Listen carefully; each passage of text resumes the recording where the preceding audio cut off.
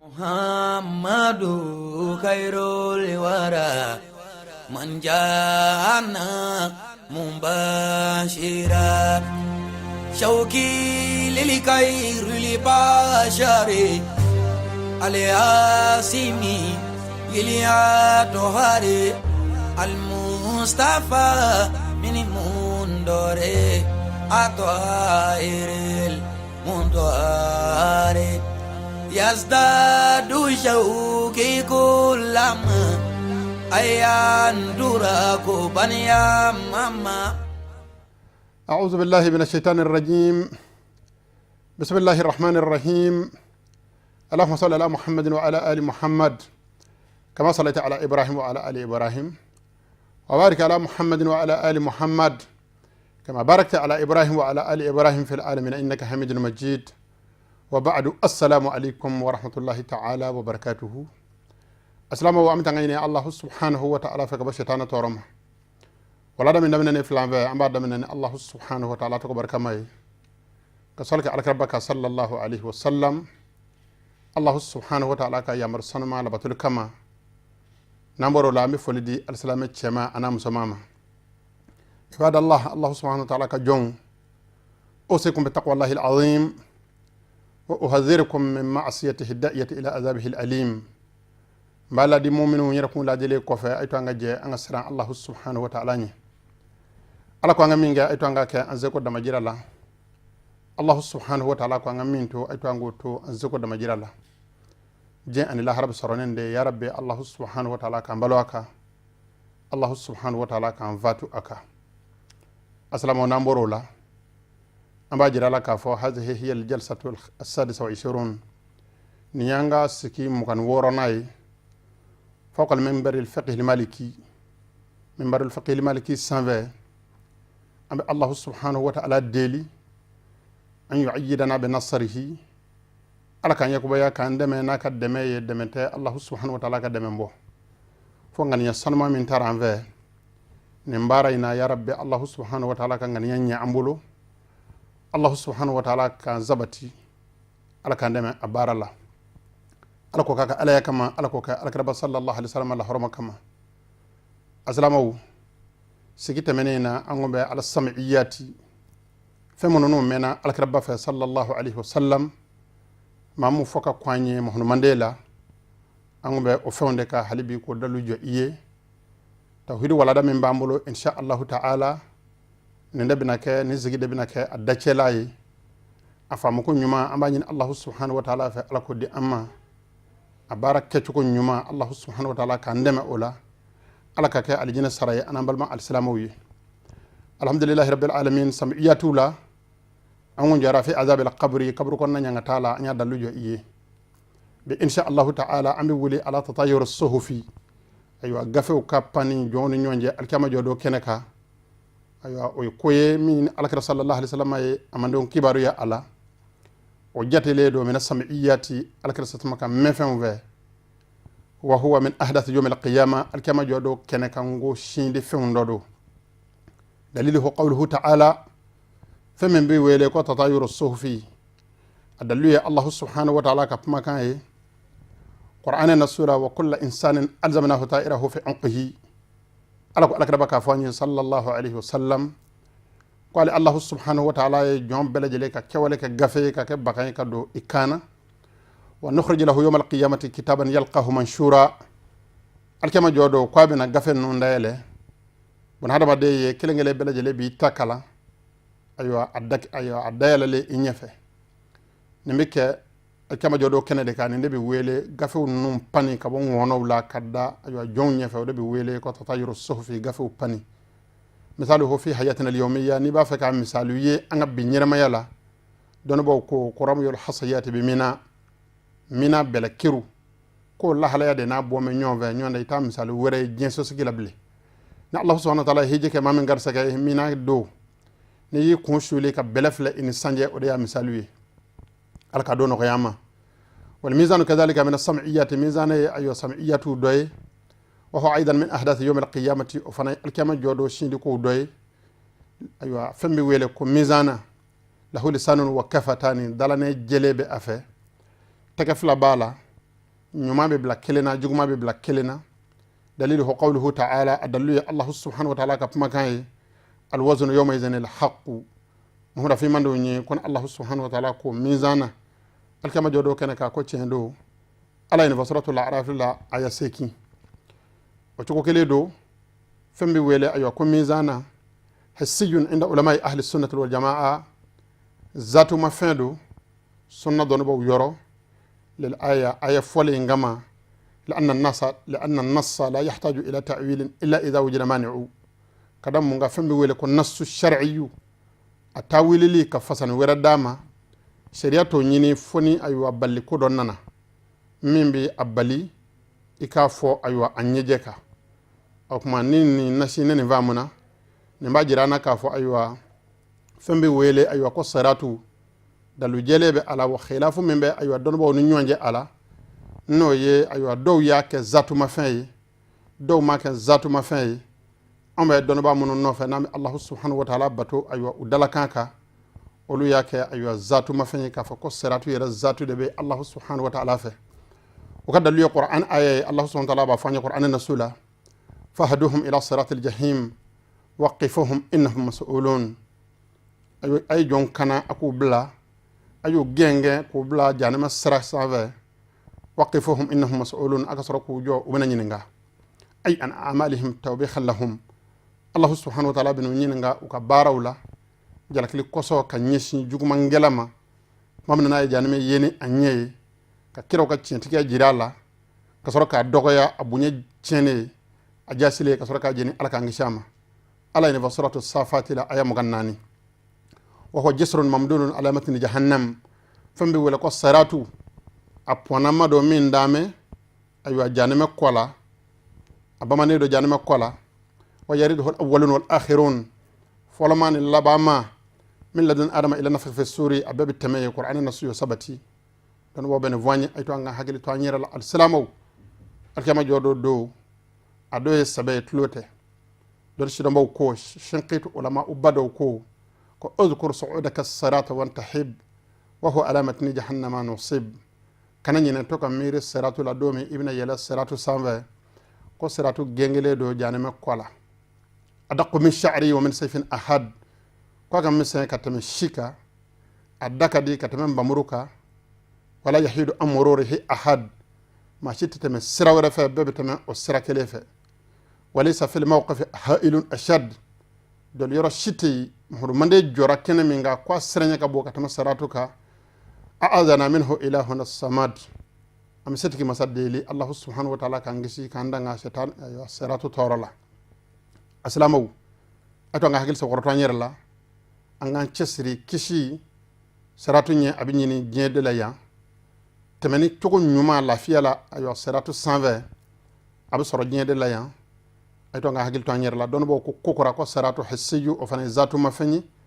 عند علماء أهل السنة والجماعة sunna ulama umunu nambe alabato olu dalaneka nambe alabato olu ka sira jelewunga ko olu ya sabati ka foko siratu ya zatu mafen azatu ya de bey lil ayati kadan ngurana ayenga wan nassu la tahtaju ila ta'wili nassu ati korowere nyini khilafan lil mu'tazilati wal ibadiyya jama kulu do temena don bo ma fariya ku ke kafiruye ku ka tawhidu jengena on dorbo sab koro fora nyongo o doy mu'tazilawi an ibadiyaw olu ba ye ka foko siratu ni aywa mizana ayne ve mun vosi sa ko non nde hakika wi ina fa on ba ye chogomina ko zatu ma fewnte ko Allah subhanahu wa ta'ala nyefoli do de kanyi indahum huwa siratul mustaqim alladhina abdullahi alayhi mu'tazilaw fa am alabatu sira jele mi ngakata Allah subhanahu wa ta'ala ma ko fode ma ko siratu ko hal alkema jodo kenaka siratu min go fora ko ala kambe o dema unanga don boko famu fora nyongo ninyi aywa siratu dalu jole aywa o choko keledo alkema jodo doye sam'iyatu doye amena ka alkrabama ولم يعين الشارع الحكيم صلى الله عليه وسلم يوم الآخر الله سبحانه وتعالى كجونغ الكربة صلى الله عليه وسلم أما لا هرج جودو أدو أما دوك أيوة كركرة كجرا مولا أجاب عنه إن حين سأله جبريل عليه السلام أي جبريل عليه السلام كبما جابي بما من جبريل يعني نعى الله هركولا جبريل عليه السلام نن الكربة ما دو دولا anan aka sasma nyininga ani sa'ati ka bala har sangama alkaraba ya jabi ko mal mas'ul anha bi a'lama min as-sa'ili ko min nyiningara la har kula ata donga teme nyiningal kelaka kuma kele jibril alayhi salam ya do ta'yunini ka do zatu fo mawye jibril yo toy aya nyininga an amarati hakabo atamashema ako alkaraba ka kala atamashena alkar sallallahu alaihi wasallam ko jibril alayhi salam ma ko alkama jodo tamashem bangina vla itlo majo ko do an talidal ammatu rabbataha jomso ka mamso wolo apma ko ray munye ko ka kunvla ngale ko se ka nyese aywa salama ka de wolo ka laba ka sira anye aywa de ka kan minge masako ke de place la inna lillahi wa inna ilaihi raji'un alaka hakili nyumandi amma alaka sasma kera ko manangat le nyonyi hakili be allah subhanahu wa ta'ala fa alaka andemenaye ako antara al-hufata al-urata ala ailata ra'a ash-sha'i yatatawwanuna fil bunyan ako ni alkama jodo do nyini jibrilu adoye antara al-hufata ikas senangolo nye fa ne gelefe al-urata kanangolo do virikende ku labo ala ailata fandante ke jodo ra'a ash-sha'i ubsitiku ka bagawnge yatatawaluna fil bunyan ulude labana kake aywa kotigu ye kodiruma atsaka sharhu ka temenga atleti sama hakili nyuma be allah subhanahu wa ta'ala fa alaka de amma ninye aywa korfol labaye tawhid ko kunga ay tawhid mu fi ay tawhid min fi sisa nabi fu wele ko tawhid ash'ari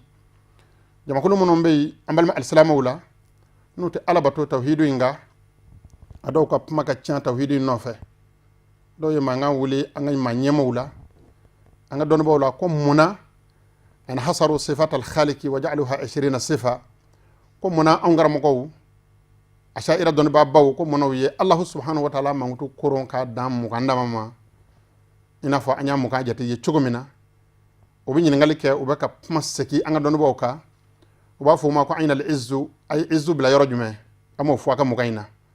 wa aina al-hikmatu ay hikmatu fana bla mini odumana ka mukaina wa aina al-adlu allah subhanahu wa ta'ala kala dira min al-qur'an kuna ayo fana bla yarjume o manaka mukaina wa ghayr hadhihi min as-sifat an-naqliyya lillahi subhanahu wa ta'ala wa chama vo allah subhanahu wa ta'ala mangutu la mun zabatira qur'an kuna amana ni mukala yin ga jala kiliye kan nyeshi angara mako ma jawabuhum ukajabi yani jawaban safiya jabi jelena intabihu ma'ana aya hakili dayale akanga fahamud ayo soro akanga karamo ka dalu tayro nyini ka shidon nabi soro ka raddu ke aka raddu ke uka wa alamu anna imata namba fa ka don onga ma nyamawu a imati sunnati min alakra sallallahu alaihi wasallam ka sunna ma nyamawu ye ja'u bi hadhihi sifat al-20 unani allah subhanahu wa ta'ala mangutu mukaye li ithbat wujud allah ta'ala allah subhanahu wa ta'ala zati soro likama an tariq al-aqli li ta'umma unana hakili ka sira de fe jango alaka juma beka do adrapo jukoro salaman kafiri apma ka saka taka nyeshi bela jelema lan naqlu likawniha takhussu almu'minin wama dalluta qur'anana barsabu obsaka jira mu'minu damade la munu ndama qur'ana kula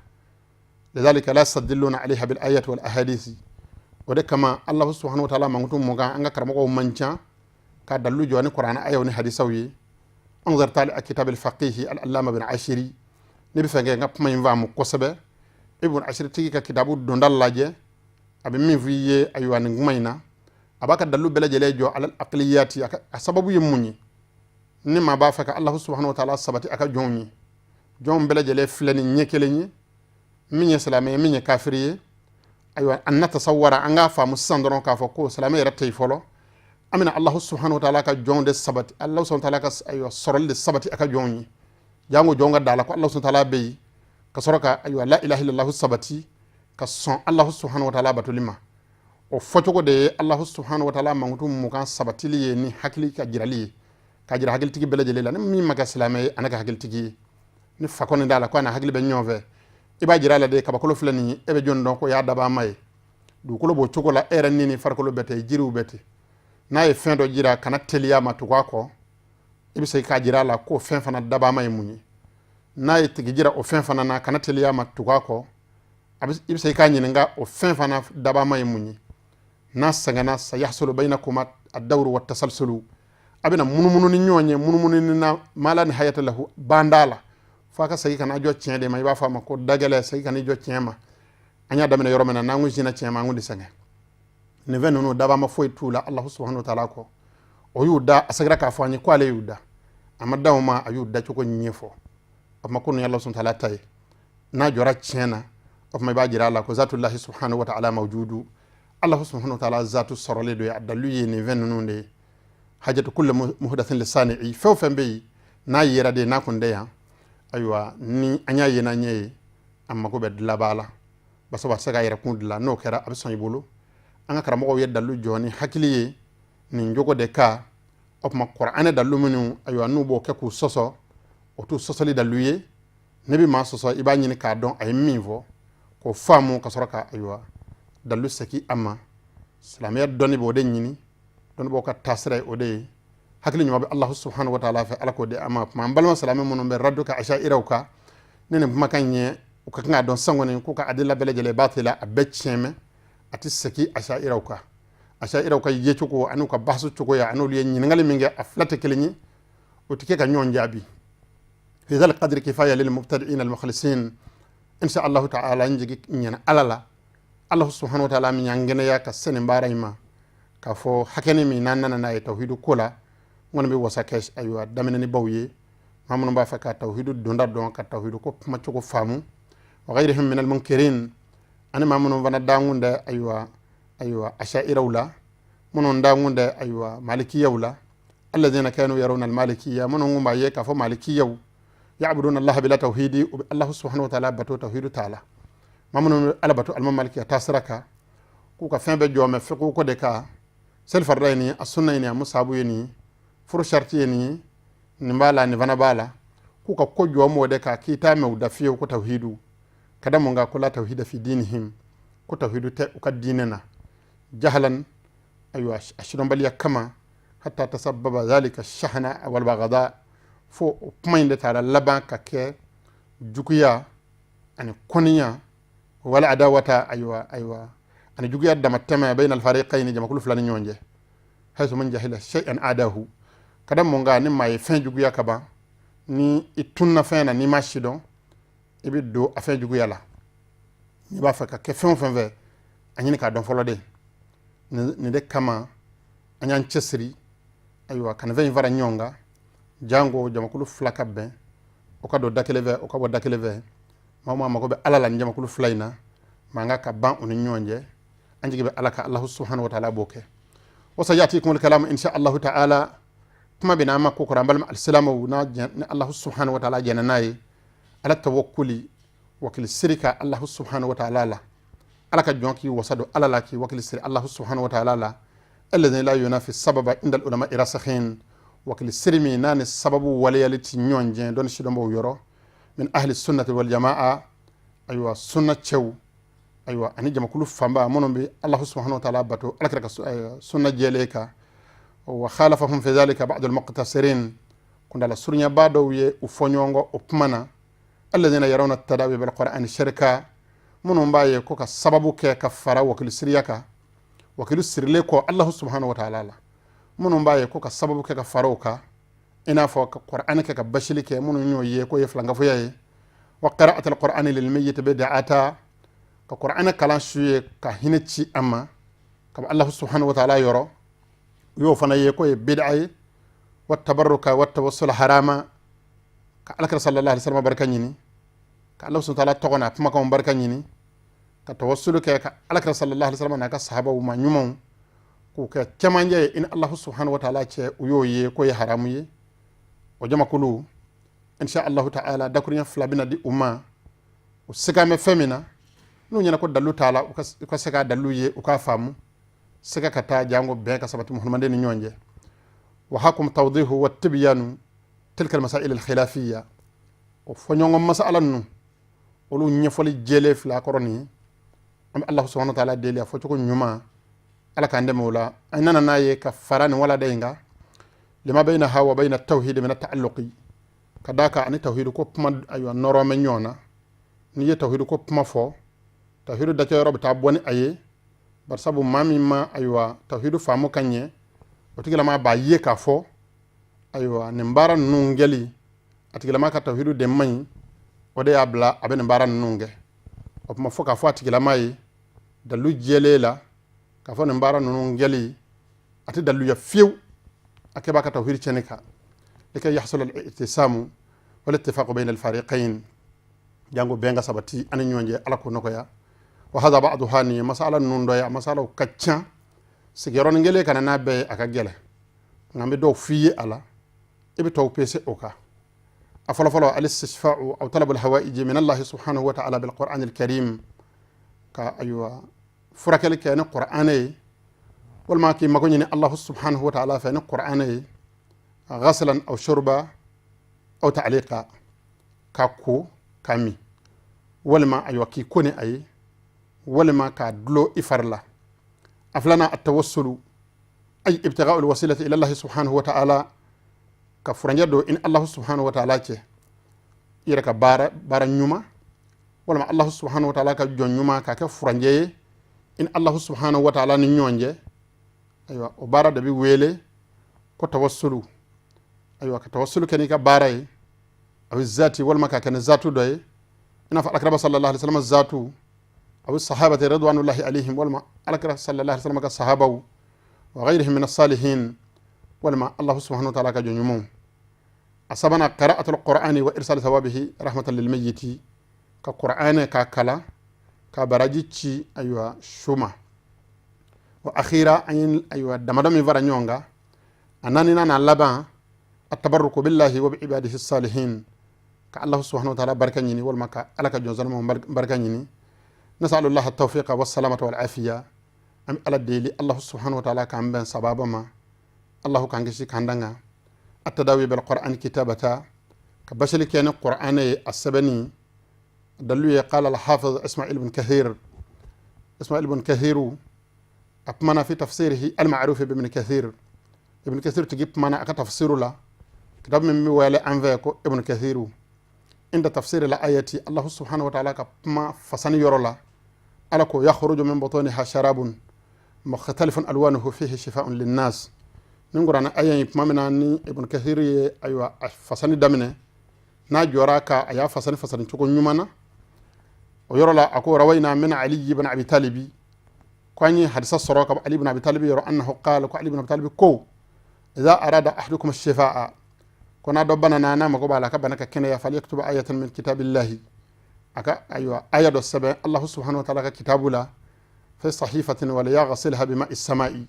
سبن فاد السنف كسركا كو نسانجي وليأخذ من مرأته درهم انت بنفسها من طيب النفس منها اكا درم كلنيوانا من افرمسوفه aywa abene ama akana karabala jango ka barab bele jele ka sigi halalaka yen kuma no men sahaba nona umakara bi mine jana fo ko nga gele oluma fo lu ba yede ko ni mako jora war la teliyala ko be soro ifrum so de bulu subhanallahi alaka hakil nyumande amma allah subhanahu wa ta'ala kambalo ala yasne dakene ka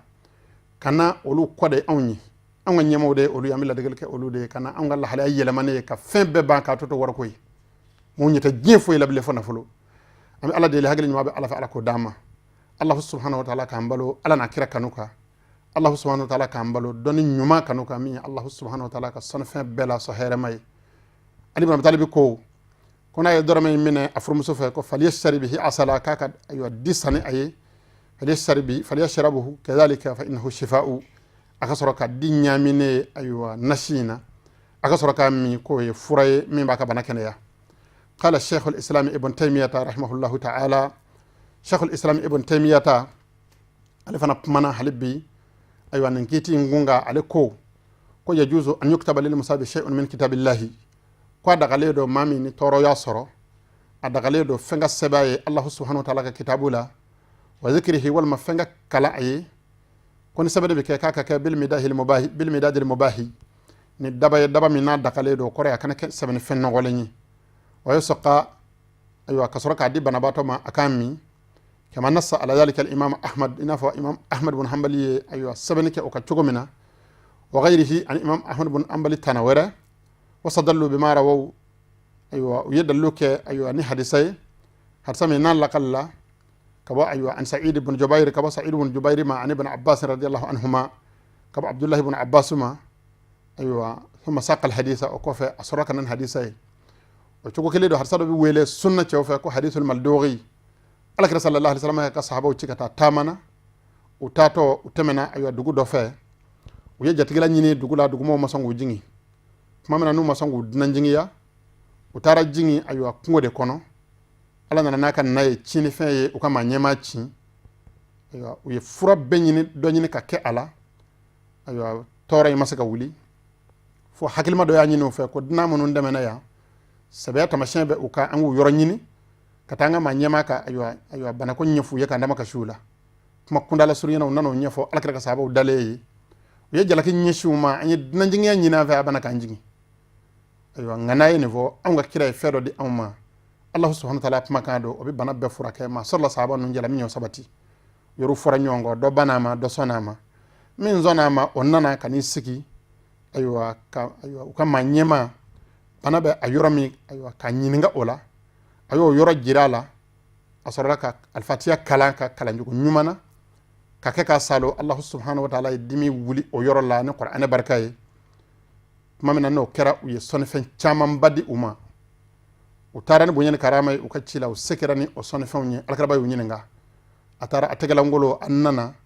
ne fenjamani ne venu no nyejumenyi ya qissa la alkaraba sallallahu alaihi wasallam alkaraba so jale ko aywa minye barange alkaraba ya nyinga ko wama adraka annaha ruqiyya joni nyi kala na ka fo ka bi salul ke ka banaka ya alkaraba so sama sorla ka fuye ko qad asabtum ay sababa soro qur'ana bi banaka ya adagame fana qur'ana ka ke ka bana furake aqtasimu wadribu li ma'akum sahama ay sonife nunu ay herba min zoro ayatla akan ni yoro do di nerema ne de ya sababu ye ka fo ay zadul ma'adina nan ni de ibn al-qayyim al-jawzi ahmad ibn hanbali ka kala de getura min nabi wele ko ibn al-qayyim anana ni aka kitabu ko zadul ma'adi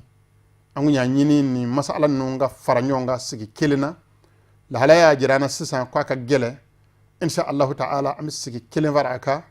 am hakato nyini alsama forba jama kulu fe la yini yemunye gongo mi wuli menan le na bena fanga se ko bele jele ke alaka do ko nyanze ke